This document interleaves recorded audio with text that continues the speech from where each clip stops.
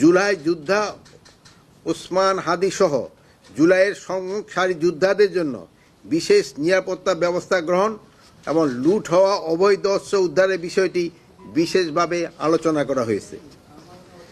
স্বরাষ্ট্র মন্ত্রণালয় সহ বর্তমান অন্তর্বর্তী সরকার জুলাই গণ অভ্যুত্থানে সম্মুখ সারির যোদ্ধা ওসমান হাদির উপর হামলার ঘটনায় গভীর দুঃখ প্রকাশ করেছে।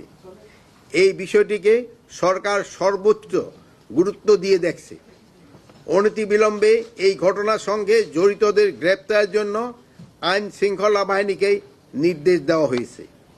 আশা করছি অতি দ্রুত সময়ের মধ্যে আমরা দুষ্কৃতিকারীদের গ্রেপ্তার করে আইনের আওতায় নিয়ে আসতে পারব। এই হামলায় জড়িত কাউকে কোনো প্রকার ছাড় দেওয়া হবে না। এই বিষয়ে আমরা জনগণকে সার্বিক সহযোগিতা পাবো বলে দৃঢ় বিশ্বাস করি। ওসমান হাদির উপর আক্রমণের ঘটনা আসন্ন জাতীয় সংসদ নির্বাচনকে বাধাগ্রস্ত করার অপপ্রয়াস বলে আমরা মনে করি। জাতীয় সংসদ নির্বাচনকে বাধাগ্রস্ত বা বানচাল করার যে কোনো ধরনের অপচেষ্টা অন্তর্বর্তী সরকার কঠোর হস্তে দমন করবে। বর্তমানে অন্তর্বর্তী সরকার জুলাই গণ অভ্যুত্থানে সম্মুখ সারি যোদ্ধাদের নিরাপত্তা নিশ্চিতে বদ্ধপরিকর। সরকারের পক্ষ থেকে তাদের জন্য বিশেষ নিরাপত্তা ব্যবস্থা গ্রহণ করা হয়েছে।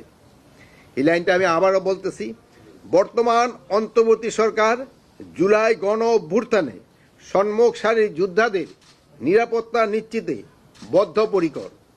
সরকারের পক্ষ থেকে তাদের জন্য বিশেষ নিরাপত্তার ব্যবস্থা গ্রহণ করা হচ্ছে। লুট হওয়া ও অবৈধ অস্ত্র উদ্ধারে আইন শৃঙ্খলা বাহিনীর অভিযান চলমান রয়েছে।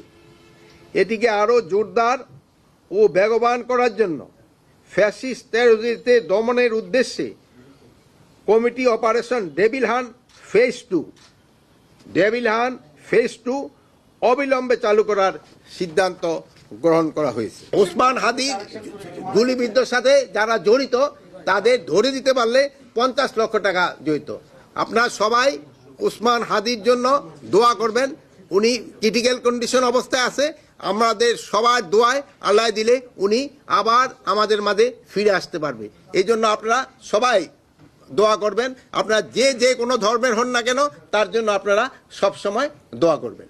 আর একটা হলো হাতিয়ার ইস্যুর ক্ষেত্রে এতদিন শুধু সরকারি কর্মচারীদেরই হাতিয়ার দেওয়া হতো। এখন যারা ইলেকশনে পার্টিসিপেট করবে এবং তারাও যদি হাতিয়ার চায় তাদেরও হাতিয়ার আমরা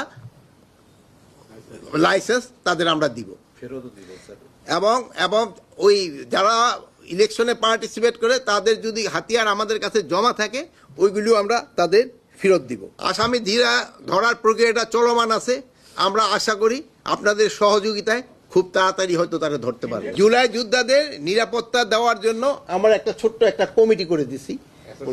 ওই কমিটি অ্যাসেস করে তারপরে তারা ব্যবস্থা নেবে।